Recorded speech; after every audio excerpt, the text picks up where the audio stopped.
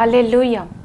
యేసే మనకు ఆశ్రయం అనే టీవీ కార్యక్రమాన్ని వీక్షిస్తున్న మీ అందరికీ నజరేయుడైన యేసుక్రీస్తు నామమున శుభములు. ఎలా ఉన్నారండి? దేవుడు తన రెక్కల చాటున మనల్ని భద్రపరిచి మరొక వారాన్ని మనకు అనుగ్రహించిన దేవాది దేవునికి సమస్తమైన మహిమ ఘనత ప్రభావం కలుగును గాక. ఈ యొక్క వారం కూడా మన వాక్యాన్ని ధ్యానించుకునే ముందుగా మనం ప్రార్థన చేసుకుందాం.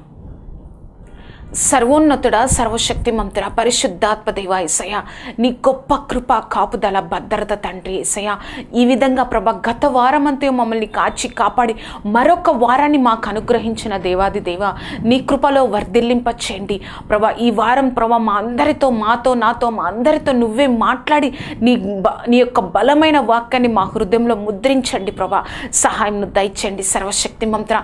నీ గొప్ప కృపను అనుగ్రహించి నీ కృపలో వర్ధిల్లింప చేసి ఆశ్చర్యకరుడా నీ గొప్ప కార్యంతో నింపి తండ్రి, ఎవరైతే ఒక కార్యక్రమాన్ని చూస్తున్నారో ప్రభా, ఎటువంటి శోధన వారి మీద అధికారం లేకుండా నీ కృపను అనుగ్రహించి నీ కృపలో వర్ధిల్లింప చేయగలరని, నీ శక్తిని అనుగ్రహించగలరని, నువ్వే సహాయంను దయచేయగలరని నజరేయుడైన యేసుక్రీస్తు నామమున అడిగి వేడుకొంచున్నాము తండ్రి. Amen, amen, amen. ఈ వారం యొక్క మన యొక్క వాక్య ప్రసంగ అంశంగా రోమపత్రిక 4వ అధ్యాయం 21వ వచనం. రోమపత్రిక, రోమీలకు రాసిన పత్రిక 4వ అధ్యాయం 21వ వచనం. దేవుని మహిమపరిచి ఆయన వాగ్దానము చేసిన దానిని నెరవేర్చుటకు సమర్థుడని రూఢిగా విశ్వసించి విశ్వాసము వలన బలము నొందెను. ఈ వారం మన యొక్క వాక్య ప్రసంగ అంశము విశ్వాసం యొక్క అత్యున్నత స్థాయి. విశ్వాసం యొక్క అత్యున్నత స్థాయి. మనం ఈ లోకంలో ఎన్నో ప్రయాసపడతా ఉంటాం కదండి. దేనికోసం తెలుసా? మనం చేస్తున్న రంగంలో, మనం పని చేస్తున్న ఎక్కడైనా కానీ ఒక అత్యుత్తమ స్థాయికి వెళ్ళిపోవాలి, ఒక మంచి పొజిషన్కి, ఒక గ్రేట్ పొజిషన్కి, అందరికంటే పైన ఉన్న స్థానానికి నేను వెళ్ళాలి అని ఎంతోమంది ప్రయాసపడతా ఉంటారు. ఎంతో వ్యాపారం చేసేవాళ్ళు ఎంతగానో ఆ యొక్క మనసులో ఎప్పటికైనా నేను మంచిగా ఉండాలి అని ప్రతి ఒక్కరికి ఉంటుంది కదండి. ఈ లోకంలో జీవిస్తున్న ప్రతి ఒక్కరూ ఆ విధంగా ఆలోచిస్తారు, ఆ విధంగా ఉంటారు. కానీ మన గొప్ప దేవుడు మన గురించి ఏమన్నా ఆలోచిస్తారో తెలుసా? విశ్వాసంలో నువ్వు నేను అత్యున్నత స్థాయిలో ఉండాలి, నా కుమారుడు, నా కుమార్తె అని అనుకుంటారు దేవుడు. నా కుమారుడు, నా కుమార్తె మనం విశ్వాసంలో అత్యున్నత స్థాయిలో ఉండాలి అని దేవుడు కోరుకుంటారంట. నేను ఒక చిన్న పరిస్థితిని, ఒక స్థితిని చెప్తానండి, ఒక సన్నివేశాన్ని చెప్తాను. గర్భవతి అయిన తన భార్యను తీసుకొని ఒక సహోదరుడు ఆ యొక్క హాస్పిటల్కి వెళ్ళారు. హాస్పిటల్కి వెళితే వాళ్ళు చెప్పారు, ఆ యొక్క డాక్టర్స్ కానీ అక్కడ ఉన్న నర్సెస్ కానీ ఏం చెప్పారంటే, మీరు బయట వేచి ఉండండి, వెయిట్ చేయండి, మేము ఆపరేషన్ చేసి మీకు ఏ విషయం చెప్తాము అని అనుకున్నారు. ఆయన బయట కూర్చొని ఆలోచిస్తూ ఉంటాడు కదండి. అబ్బాయి బాబు పుడతారా, పాప పుడుతుందని ఆలోచిస్తూ ఆనందిస్తూ మళ్ళీ ఏం చెప్తారో డాక్టర్స్ అన్న భయంతో, కొంచెం సంతోషంతో భయంతో ఆ విధంగా సమయం గడుపుతూ ఉన్నప్పుడు వెంటనే ఒక నర్సు బయటకు వచ్చి ఈ విధంగా అనిందంట, మీకు బాబు పుట్టారు అని చెప్పిందంట. అని బాబు పుట్టారని చెప్పి ఆ బాబును తీసి ఆయన చేతిలో పెట్టి, బాబు పుట్టారు కానీ మరణించాడు అని చెప్పిందంట. ఆ యొక్క తండ్రి హృదయం ఏ విధంగా ఉంటుందండి? ఆ తల్లి హృదయం ఏ విధంగా ఉంటుంది? 9 నెలలు నేను మోసానే, నా ప్రాణానికి ప్రాణంగా ఊపిరంతా నేను ఎంతో త్యాగపూరితంగా చూసుకుంటున్నానే, కానీ ఈ విధంగా జరిగింది అని గుండెలు బద్దలైపోతాయి కదా. ఇదే పరిస్థితి కావచ్చు, ఇంతకంటే గొప్ప పరిస్థితుల్లో, ఇంతకంటే భయంకరమైన స్థితిలో నువ్వు నేను వెళ్తే వెళ్తున్నప్పుడు నువ్వు నేను చెప్పగలమా, ఇంకా నేను దేవుడి యందు విశ్వాసం ఉంచుతున్నాను, ఇంకా దేవుడి మీదే నా నమ్మకం ఉంది అని నువ్వు నేను చెప్పగలమా అండి? ఈ యొక్క పరిస్థితి ఏదో నేను ఒక సిచ్యువేషన్ ఏదో నోటుకొచ్చింది చెప్పాను, కానీ ఇంతకంటే గొప్ప గొప్ప పరిస్థితుల్లో, భయంకరమైన పరిస్థితులు, మనకి ఇంకా కన్నీరే మనకు మిగులుతుంది ఆ యొక్క పరిస్థితులు చూసినప్పుడు. ఆ పరిస్థితుల్లో కూడా నువ్వు నేను విశ్వాసంగా ఉండగలమా? విశ్వాసంలో అత్యున్నత స్థాయిలో ఉండగలమా? అప్పుడు కూడా దేవుడు ఎందు విశ్వాసంతో చెప్పగలమా? దేవుడే చూసుకుంటాడులే, దేవుడికే తెలుసులే అని చెప్పగలమా? దేవుడు అంటున్నారు నువ్వు నేను విశ్వాసంలో అత్యున్నత స్థాయిలో ఉండాలంట. ఏ పరిస్థితి అయినా ఆయన చూసుకుంటాడు అని అత్యున్నత స్థాయిలో ఉండాలంట. అందుకే అబ్రహాం ఈ మాట చెప్తున్నారు, దేవుణ్ణి మహిమపరిచి ఆయన వాగ్దానం చేసిన దానిని నెరవేర్చుటకు సమర్థుడని. ఆయన ఏబుల్ అనమాట. God is able to do anything అని చెప్పి అని విశ్వాసం వలన బలము తెచ్చుకొనెను. మన బలం ఎక్కడ ఉంటుందండి? మన పరిస్థితుల్లో ఉన్న బలం కూడా లేనట్లు ప్రవర్తిస్తాం కదా. ఇంకంతా అయిపోయింది, ఇంకంతా శూన్యమైపోయింది, ఇంకా నా స్థితి ఏం లేదు, ఇంకంతా ది ఎండ్ అన్నట్లుగా నేను చివరికి వచ్చేసాను, నా యొక్క జీవితంలో నేను చివరికి వచ్చాను, ఇంకెవ్వరు కాపాడలేరు, ఎవరు చేయలేరు, ఇంకా పరిస్థితి అంతా ఇంకా ఇంతే అని మనమే డిసైడ్ అయిపోతాం, తీర్మానించుకుంటాం. కానీ దేవుడు ఆ యొక్క అబ్రహాం గురించి రోమాపత్రిక 4:21 ఏం చెప్తున్నారంటే, వాగ్దానం చేసిన దానిని నెరవేర్చుటకు సమర్థుడని విశ్వాసము వలన బలము తెచ్చుకున్నారట. ఎవరండి? అబ్రహాం. దేవుడు చేస్తాడు అంతే అని బలము తెచ్చుకున్నారంట. మన యొక్క వాక్య ప్రసంగ అంశము విశ్వాసం యొక్క అత్యున్నత స్థాయి. మనం మొట్టమొదటికి ఏం తెలుసుకుందామంటే, అబ్రహాము ఎటువంటి విశ్వాసాన్ని ఉంచారు, అబ్రహాము ఎటువంటి విశ్వాసాన్ని కనపరిచారు. అసలు అబ్రహాముని ఏమన్నారు దేవుడు? విశ్వాసానికి తండ్రి, ద ఫాదర్ ఆఫ్ ఫెయిత్ అన్నారు కదా. అసలు అబ్రహాము ఎటువంటి విశ్వాసాన్ని కనబరిచారు మనందరికీ తెలుసు, ఏం తెలియనట్లు చెప్తున్నామని. కానీ ఒక కొత్త కోణంలో మనం ఈరోజు చూద్దామండి. ఆదికాండము 12:1 మనం చూసినట్లయితే, యెహోవా నీవు లేచి నీ దేశము నుండి, నువ్వు బంధువుల యొద్ద నుండి, నీ తండ్రి ఇంటి నుండి బయలుదేరి నేను నీకు చూపించు దేశమునకు వెళ్ళుము. ఏం చెప్పారు? దేవుడు ఏం చెప్పారు? నువ్వు నీ దేశాన్ని వదిలేయి, నీ బంధువులను వదిలేయి, నీ తండ్రిని వదిలేయి, ఇంకెవ్వరూ తెలియని న్యూ ప్లేస్కి, ఒక కొత్త ప్రాంతానికి నువ్వు వెళ్ళిపోవాలి. ఎలా ఉందంటే, నువ్వు ఈరోజు స్కూల్కి వెళ్ళు, అన్ని ఈ బ్యాగ్ ఇది తీసుకో, అది తీసుకో అని ఏదో క్యాజువల్గా చెప్పినట్లు దేవుడు చెప్పేశారు కదా. కానీ తర్వాత వచనాల్లో దేవుడు అదే అధ్యాయము 12:2-3 దేవుడు ఏం చెప్తారంటే, నువ్వు వెళ్ళు, నేను నిన్ను గొప్ప జనంగా చేస్తా, సమస్త వంశములు నీ ద్వారా వస్తాయి, నీ ద్వారా అభివృద్ధి చెందుతాయి, నువ్వు ఒక తండ్రిగా ఉంటావు వారందరికీ అని చెప్పినప్పుడు, ఈ యొక్క మాటలు చెప్పినప్పుడు 12:4 ఒకసారి చూద్దామండి. యెహోవా అతనితో చెప్పిన ప్రకారము అబ్రహాము వెళ్ళెను. యెహోవా అతనితో చెప్పిన ప్రకారం అబ్రహాము వెళ్ళెను. ఈ విషయం మనందరికీ తెలుసు. కానీ ఈ వాగ్దానం ఇచ్చినప్పుడు అబ్రహాముకి ఎంత వయసు అండి? 75 సంవత్సరాలు. 75 సంవత్సరాలప్పుడు దేవుడు చెప్పాడు, ఒక గుడ్ న్యూస్ చెప్పారు అబ్రహాముకి. ఏమంటే, నువ్వు ఈ యొక్క ప్లేస్ని వదిలేసి నేను చూపించే ప్లేస్కి వెళ్తే, నేను చూపించిన ప్రాంతానికి నువ్వు వెళ్తే నేను నిన్ను బ్లెస్ చేస్తా, నేను నిన్ను ఆశీర్వదిస్తా, సమస్తమైన వంశములు నీ ద్వారా వస్తాయి అని ఒక గ్రేట్ న్యూస్, ఒక గ్రేట్ బ్లెస్సింగ్, ఒక గొప్ప ఆశీర్వాదాన్ని నీకు ఇస్తాను అని చెప్పినప్పుడు ఎవరన్నా సంతోషించకుండా వెళ్తారా అండి? అదే సంతోషంతో అబ్రహాం వెళ్ళాడు. దేవుడు నన్ను ఆశీర్వదిస్తాడంట, సమస్తమైన వంశములు నీ యందు ఆశీర్వదింపబడును అని ఆ మాట చెప్పాడు దేవుడు.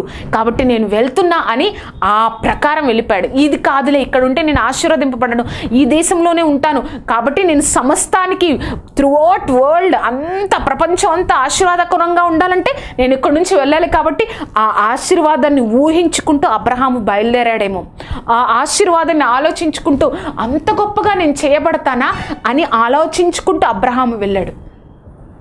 వెళ్ళిన తర్వాత ఆయన వెళ్ళమన్నారు దేవుడు.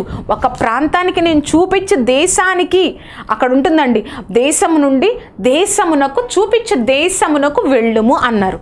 మనం అనుకుంటాం ఒక ప్రాంతానికి వెళ్ళాడేమో, 2 ప్రాంతాలకు వెళ్ళాడేమో. నిజంగా మనం అబ్రహాం గురించి చదివినట్లయితే ఆయన ఎన్ని ప్రాంతాలు తిరిగాడో తెలుసా అండి? ఆయన మరణించే వరకు ఇంచుమించు 16 కంటే ఎక్కువ ప్రాంతాలు, ఈ ప్రాంతం నుంచి ఇంకొక ప్రాంతానికి, ఈ ప్రాంతం నుంచి ఇంకొక ప్రాంతానికి, ఈ ప్రాంతం, ఆ విధంగా ఆ యొక్క అబ్రహాము 17 కంటే ఎక్కువ ప్రాంతాలు తిరుగుతూనే ఉన్నాడు, వెళ్తూనే ఉన్నాడు. తనకున్న ఆస్తి గొర్రెలు మందలు అన్నిటినీ తీసుకొని, తన భార్యను తీసుకొని, తన యొక్క భార్యను తీసుకొని వెళ్తా ఉన్నాడు ఒక్కొక్క ప్రాంతానికి. అసలు ఏ ఒక్క ఉద్దేశంతో అబ్రహాము మొదలయ్యాడండి? నన్ను ఆశీర్వదిస్తాడు, సమస్త వంశంలో నీ ద్వారా ఆశీర్వదింపబడును, నువ్వు ఇక్కడ ఉంటే ఇక్కడే ఉండిపోతావేమో, నువ్వు బయటకు వెళ్తే ప్రపంచం అంతా నీ ద్వారా ఆశీర్వదింపబడుతుంది అంటే సంతోషంగా బయటకు వచ్చేసాడు. కానీ వాగ్దానం నెరవేరట్లా. 5 సంవత్సరాలు అయిపోయింది, 10 సంవత్సరాలు అయిపోయింది. మనం చెప్పుకున్నట్లుగా 12వ అధ్యాయంలో 75 సంవత్సరాలప్పుడు దేవుడు వాగ్దానం చేశారు. కానీ వారికి అప్పటికే అబ్రహాముకి 99 వచ్చేసాయి, శారమ్మకి 79 వచ్చేసాయి. అప్పటికే వాళ్ళు పెద్దవాళ్ళు అయిపోయారు. స్త్రీతత్వం యొక్క శారలో ఉడికిపోయింది, ఇంకేమీ లేదు. ఇంకా అసలు ఈ లోకానుసారంగా వాళ్ళు పిల్లలు కలుగుతారు, పిల్లలు పుడతారనేది లేదు. దేవుడు ఎప్పుడో 24 సంవత్సరాల క్రితం చేశారు వాగ్దానం, అయినా కూడా ఏమీ జరగట్లేదు. అసలు జరుగుతుందా లేదా అన్న ఈ లోకానుసారంగా తనకేమీ లేదు. కానీ అప్పుడు అబ్రహాము ఏం చేశాడో తెలుసా? అప్పుడు నమ్మాడు. 24 సంవత్సరాలు అయిపోయింది. ఆ మాటను ఆయన ఎన్నిసార్లు జ్ఞాపకం చేసుకొని, ఫస్ట్లో ఒక 10 ఏళ్ళ వరకు జ్ఞాపకం చేసుకుని దేవుడు చేస్తాడు అనుకుని ఉంటాడు.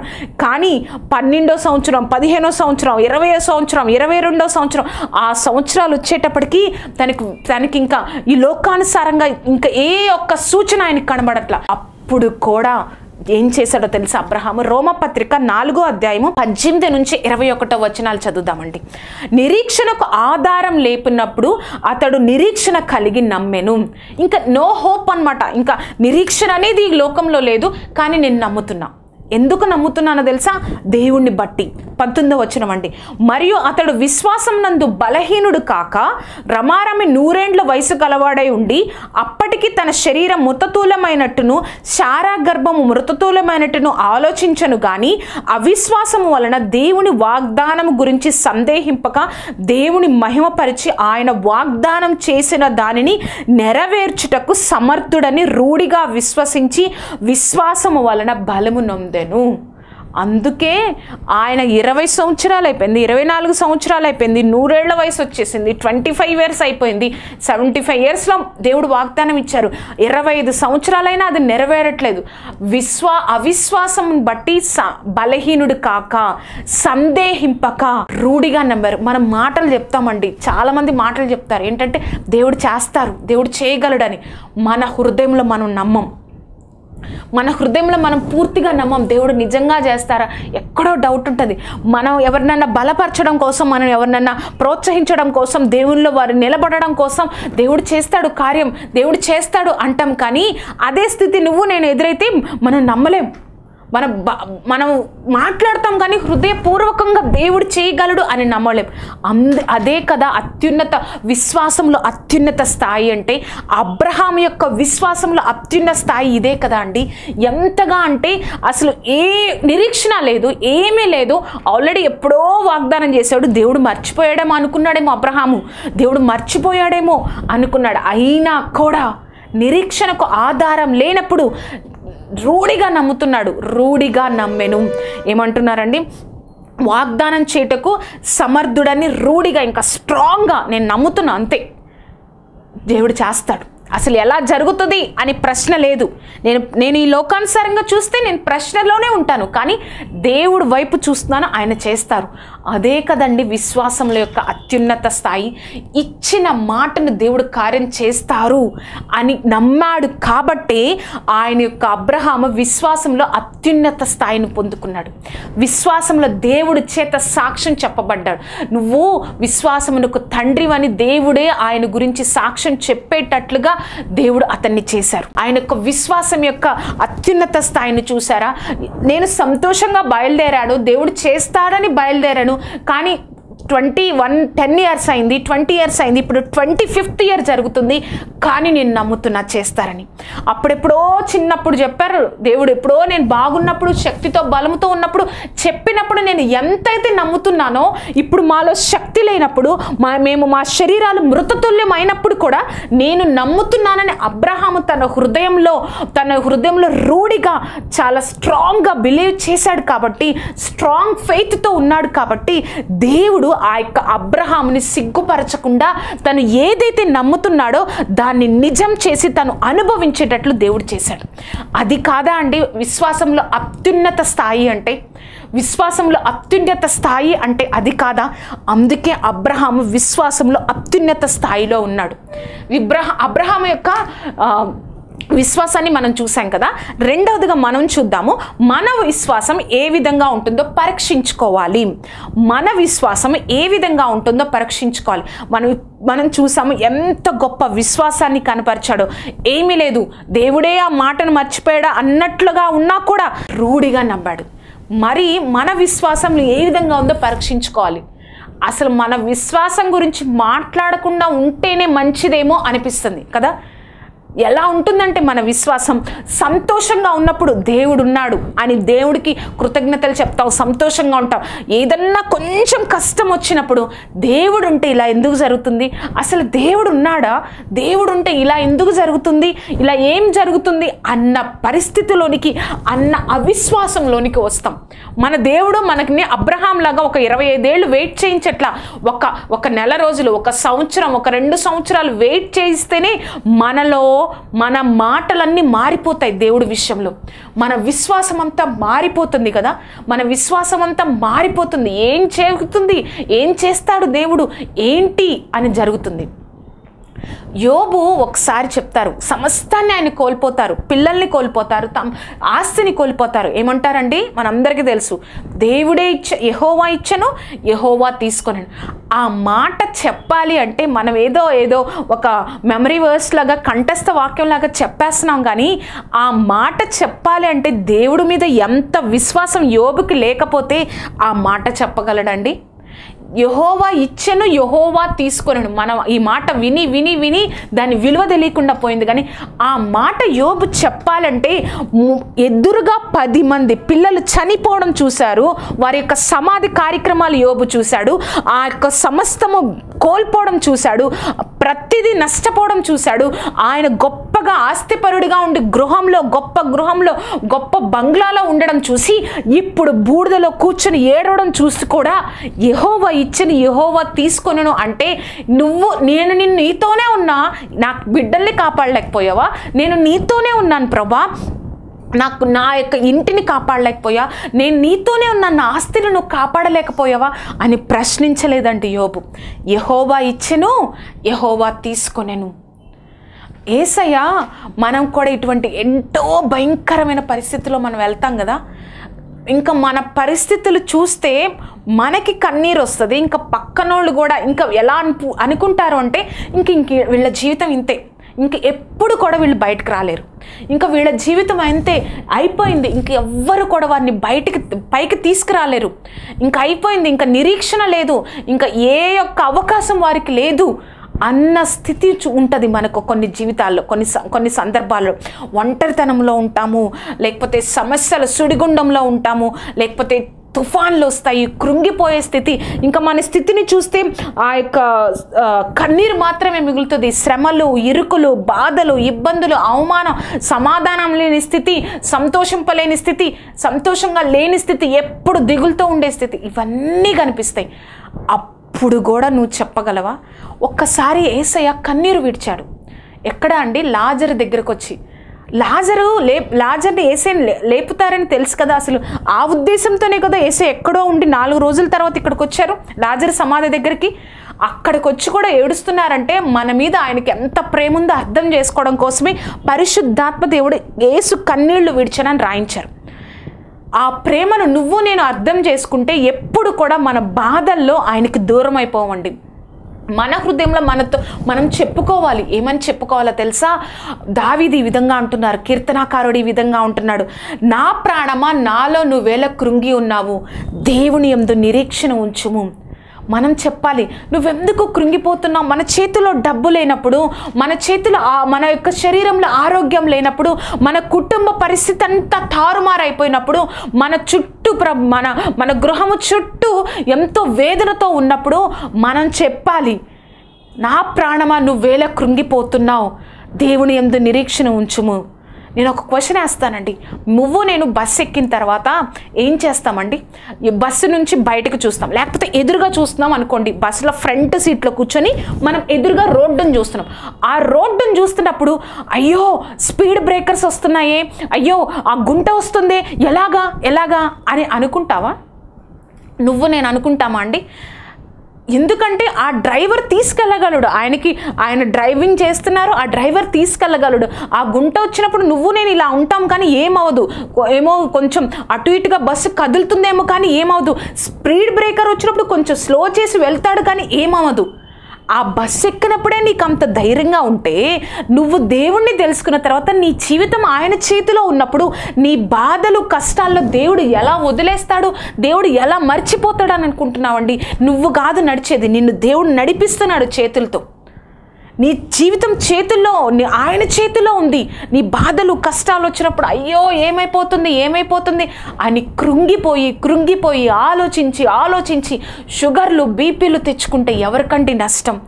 మనము ఈ లోకంలో నిరీక్షణ లేని వారము, సహాయము లేని వారము కాదండి. ఆయన్ని తెలుసుకున్న తర్వాత, ఆయన సొంత రక్షకుడిగా అంగీకరించిన తర్వాత నేను ఒంటరివి కాదు, నిరీక్షణ లేని వారిని కాదు. ఒక బస్సులోనే నువ్వు అంత కాన్ఫిడెంట్గా కూర్చుంటే, సర్వ సృష్టికర్తను ఆయన్ని తెలుసుకొని ఆయననే వెంబడిస్తూ ఆయననే ఆరాధిస్తున్న నేను ఒంటరి ఎలా అవుతాము? సహాయం లేని వాళ్ళం ఎలా అవుతామండి? ఎక్కువగా నీ యొక్క సమస్యను నీ చేతుల్లో తీసుకోకుండా దేవుడు కార్యం చేస్తాడని ధైర్యంతో ఉండాలి. అత్యున్నత స్థాయిలోనికి వెళ్ళాలంటే మనం విశ్వాసంలో అత్యున్నత స్థాయిలోనికి వెళ్ళాలి. ఎందుకు భయపడతావు? ఈ కరోనా మనం టాబ్లెట్స్ వేసుకుంటే, వ్యాక్సిన్ వేసుకుంటే, మనం ఆహారం వల్ల, మన టాబ్లెట్స్ వల్ల, దేవుడి మహాకృప వల్ల మన కరోనా పోతుంది. నువ్వు ఆలోచించి సమస్యల గురించి ఏడ్చి ఆలోచిస్తే షుగరు బీపీ వస్తే జీవితాంతం మనతోనే ఉంటాయి. అవి రోజుకి 4-5 టాబ్లెట్స్ వేసుకోవాలి. ఎందుకంటే నీ జీవితాన్ని నీ చేతుల్లో తీసుకొని బాధపడతా ఉంటావు. మన యొక్క వాక్య ప్రసంగ అంశం ఏంటి అంటే విశ్వాసం యొక్క అత్యున్నత స్థాయి. మొట్టమొదటిగా అబ్రహాము చూపించిన విశ్వాసం ఏమిటి, రెండవదిగా మన విశ్వాసం ఏ విధంగా ఉంది, మూడవదిగా మనం చూస్తే విశ్వాసంలో అత్యున్నత స్థాయిలో చేరాలంటే ఏం చేయాలి, మనం విశ్వాసంలో అత్యున్నత స్థాయికి చేరాలంటే మనం ఏం చేయాలి. ఎవరి మీదైనా నీకు నమ్మకం ఎప్పుడు ఏర్పడుతుందండి? వారితో నువ్వు మాట్లాడినప్పుడు, లేకపోతే వారి గురించి నీకు బాగా తెలిసినప్పుడు, లేకపోతే వాళ్ళు మాట్లాడకపోయినా వారి మనసు ఏంటో నీకు తెలిసినప్పుడు నీకు వారి మీద నమ్మకం ఏర్పడుతుంది కదా, వారి మీద నీకు ఎంతో నమ్మకం ఏర్పడుతుంది. అలాగే నువ్వు విశ్వాసంలో అత్యున్నత స్థాయికి వెళ్ళాలి అంటే ఈ లోకంలో కూర్చొని చేస్తాడు, దేవుడు చేసేస్తాడులే అనుకుంటే ఇప్పుడున్న విశ్వాసం ఇంకొక 5 నిమిషాలకు ఉండదు. ఇప్పుడున్న విశ్వాసం రేపు ఉండదు. ఆదివారం ఉన్న విశ్వాసం సోమవారం నుంచి శనివారం వరకు మనకు ఉండదు. ఎప్పుడు ఉంటుందో తెలుసా? ఆయన మనసు ఏంటో నువ్వు తెలుసుకున్నప్పుడు, ఆయన ఎంత గొప్ప దేవుడో నువ్వు తెలుసుకున్నప్పుడు, ఆయన గొప్ప అద్భుత కార్యాలు నువ్వు వినినప్పుడు, నువ్వు తెలుసుకున్నప్పుడు, నువ్వు బైబిల్లో చదివినప్పుడు, ప్రార్థన చేస్తున్నప్పుడు నీకొచ్చే సమాధానాన్ని బట్టి, నువ్వు ఆయన యొక్క కార్యాలు వింటున్నప్పుడు, ఆయన యొక్క మనసును బైబిల్ ద్వారా తెలుసుకున్నప్పుడు నువ్వు విశ్వాసంలో అత్యున్నత స్థాయికి వెళ్ళగలవండి. అప్పుడే మనం విశ్వాసంలో అత్యున్నత స్థాయిలో ఉండగలం. దేవుడితో నువ్వు సహవాసం చేస్తేనే ఈ యొక్క అపవాది నీ యొక్క సమస్యలు వచ్చినప్పుడు, బాధలు వచ్చినప్పుడు నిన్ను ప్రశ్నలు వేసి ఆయనకు దూరం చేయకుండా ఇంకా నీకు దగ్గరయ్యేటట్లు దేవుడు నిన్ను చేయగలడు. ఎప్పుడు ఉండగలము తెలుసా? ఆయన మనసు తెలిసినప్పుడు, ఆయన గొప్పతనాన్ని తెలుసుకున్నప్పుడు, ఆయనతో నువ్వు సహవాసం ఇంక ఏది నాకు ముఖ్యం కాదు, దేవుడితో సహవాసమే నాకు ముఖ్యము అని చెప్పినప్పుడు, అని ఉన్నప్పుడు నువ్వు తప్పకుండా ఏ యొక్క శ్రమ కూడా నిన్ను ఒక ప్రశ్నగా ఈ లోకంలో ఉంచదు నిన్ను. అవునండి, ఏ యొక్క సమస్య కూడా నిన్ను ప్రశ్నగా ఉంచదు. ఆయన తీర్చలేనిది ఏదుంది? ఈ సమస్య ఏ పాటిది అని నువ్వు చెప్పగలుగుతావు. నీ సమస్యల్లో. నా దేవుడికి సమస్య ఏ పాటిది? అది కదా అండి విశ్వాసంలో అత్యున్నత స్థాయి. ఒక్కసారి మన దేవుడి యొక్క గొప్పతనాన్ని 4 వచనాల్లో మనం చూద్దామండి. మొట్టమొదటి వచనం యెషయా 43:19 వచనం. యెషయా 43:19 వచనం. నేను అరణ్యంలో త్రోవ కలగ చేయుచున్నాను, ఎడారులలో నదులు పారజేయుచున్నాను. ఎవరండి అరణ్యంలో త్రోవ కలగ చేసేది? దేవుడు, మన దేవుడు, ఎవ్వరు కాదు, మన దేవుడు. తర్వాత ఎడారుల్లో నదులు పారజేయుచున్నాను. ఎడారిలో నదులు ఎక్కడుంటాయండి? అసలు వాటర్ తాగడానికి ఉంటుందా? నదులు పారజేస్తాడంట. అంత గొప్ప దేవుణ్ణి కలిగి ఉన్నావు. ఇంకొక వచనం అండి, 1వ దినవృత్తాంతములో 29:11-12 వచనాలు. యెహోవా భూమి ఆకాశమందుండు సమస్తము నీ వశము, మహాత్యమును పరాక్రమమును ప్రభావమును తేజస్సును ఘనతయు నీకే చెందుచున్నవి. యెహోవా రాజ్యము నీది, నువ్వు అందరి మీదను నిన్ను అధిపతిగా హెచ్చించుకొని ఉన్నావు. ఐశ్వర్యమును గొప్పతనమును నీ వలన కలుగును. నీవు సమస్తమును ఏలువాడవు, బలమును పరాక్రమమును నీ దానములు. హెచ్చించువాడవును, అందరికి బలము ఇచ్చువాడమును నీవే. ఎవరండి? మన యేసయ్య, మన దేవుడు. అంత గొప్ప దేవుణ్ణి కలిగి ఉన్నాం. ఇంకొక వచనాన్ని మనం చూద్దామండి. కీర్తనలో 145వ అధ్యాయము 5వ వచనం. మన ప్రభువు గొప్పవాడు, ఆయన అధిక శక్తి గలవాడు, ఆయన జ్ఞానమునకు మితి లేదు. ఇంకొక వచనం అండి, కీర్తనలో 135:5 వచనం. యెహోవా గొప్పవాడనియు మన ప్రభువు సమస్త దేవతల కంటే గొప్పవాడనియు నేను ఎరుగుదును. ఇంకా ఏమన్నా కావాలండి? ఈయన ఎంత గొప్పవాడో రుజువు చేయడానికి, ఇంకా తెలుసుకోవాలంటే నువ్వు ప్రతిరోజు ఆయనతో సహవాసం చేస్తున్నప్పుడు, ప్రతిరోజు ఆయనతో ఉండాలి, నేను ఆయన గురించి తెలుసుకోవాలి నేను అని నువ్వు ఒక నిర్ణయాన్ని తీసుకొని ఆయన వెంబడిస్తూ ఉన్నప్పుడు ఆయన ఎంత గొప్ప దేవుడో, మందిరానికి వెళ్ళి వాక్యం వింటున్నప్పుడు ఎంత గొప్ప కార్యాలు చేయగలడో, ఎంత గొప్ప దేవుడో నువ్వు నేను తెలుసుకుంటామండి. మన విశ్వాసంలో అత్యున్నత స్థాయికి వెళ్ళాలి అంటే నేనేం చేయను, నేను ఇలానే ఉంటాను అంటే కాదు. నువ్వు ఆయన గురించి తెలుసుకుంటున్నప్పుడు ఏ యొక్క స్థితి కూడా నిన్ను ఆయనకు దూరం చేయదు, ఏ యొక్క స్థితి కూడా నన్ను భయపెట్టదండి. నన్ను ఈ లోకంలో భయపెట్టే స్థితిలో ఉంచదు. ఎందుకంటే గొప్ప దేవుడు, సమస్తానికి అధికారి అయిన దేవుణ్ణి కలిగి ఉన్నాం. నువ్వు నేను ఆయన యొక్క కుమార్తెలం కాబట్టి భయపడము. మనం దేవుడు ఆశిస్తున్నారు నువ్వు నేను విశ్వాసంలో అత్యున్నత స్థాయికి వెళ్ళాలని. దేవుడు ఆశను నెరవేరుద్దామా? దేవుడి చిత్తాన్ని నెరవేరుద్దామా? ప్రార్థన చేసుకుందాం. సర్వోన్నతుడా, సర్వశక్తిమంతుడా, ఆశ్చర్యకరుడా, అద్భుతకరుడా, నీ గొప్ప కృపా తండ్రి యేసయ్య, ఈ విధంగా విశ్వాసంలో అత్యున్నత స్థాయికి ప్రభా మేము ఉండాలని నువ్వు కోరుకుంటున్నావయ్యా యేసయ్య. ఏ యొక్క స్థితిలో కూడా, ఏ యొక్క పరిస్థితి కూడా తండ్రి మేము వెనుదిరగకుండా, అవిశ్వాసులుగా లేకుండా తండ్రి నీ యొక్క ప్రభా నువ్వు చేయగలవన్న విశ్వాసంతో మేము ముందుండడానికి మాకు సహాయంను దయచేయండి. నీ యొక్క గొప్ప కృపను అనుగ్రహించండి. ఈ యొక్క కార్యక్రమాన్ని చూసి ఎవరైతే తండ్రి ప్రభా నాకు ఈ బాధ ప్రభా, ఇది ప్రభా కాదు, కానీ నీ యొక్క గొప్పతనం వైపు చూస్తూ సర్వశక్తి మంత్ర నీకు ఏ పాటిది ప్రభా అన్న విశ్వాసంలోనికి, అత్యున్నత స్థాయిలోనికి వారిని నడిపించి నీ గొప్ప కృపను అనుగ్రహించి ఇంకా బలపరిచి నీ నామాన్ని ఘనపరుచుకొనగలరని, నీ శక్తితో నీ గొప్ప కృపతో నింపగలరని, నీ నామాన్ని మహిమపరుచుకొనగలరని, సర్వోన్నతుడా నీ గొప్ప శక్తిని అనుగ్రహించి ఇంకా బలపరిచి మమ్మల్ని విశ్వాసంలో అత్యున్నత స్థాయికి తీసుకెళ్ళు ప్రభా. ఈ కార్యక్రమం చూస్తున్న ప్రతి ఒక్కరు ఆ స్థాయిలో ఉండడానికి సహాయం దయచేసి నడిపించగలరని నజరేయుడైన యేసుక్రీస్తు నామమున అడిగి వేడుకొంచున్నాము తండ్రి. Amen, amen, amen. ఇంకొక విషయం చెప్పడా అండి, మన యొక్క విశ్వాసం ఈ లోకంలో ఎవ్వరికీ కనబడదు, కానీ మన విశ్వాసాన్ని చూడగలిగిన ఒకే ఒక్కరు మన దేవుడండి. ఆయనకు నీ యొక్క విశ్వాసం అత్యున్నత స్థాయిలో కనబడేటట్లుగా మనం ఈ లోకంలో బ్రతుకుదాము, ఆశీర్వాదాలకి కారకులుగా అవుదాం. ఈ యొక్క కార్యక్రమాన్ని వీక్షించిన మీ అందరికీ నజరేయుడైన యేసుక్రీస్తు నామమున శుభములు. ఈ యొక్క కార్యక్రమం మీకు ఆశీర్వాదకరంగా ఉన్నట్లయితే ఈ యొక్క స్నేహితులకు, బంధువులకు ఈ యొక్క కార్యక్రమాన్ని పరిచయం చేయండి. విశ్వాసంలో మన కుటుంబంలో ఉన్న ప్రతి ఒక్కరూ విశ్వాసంలో అత్యున్నత స్థాయిలో ఉండునుగాక. Amen, amen, amen.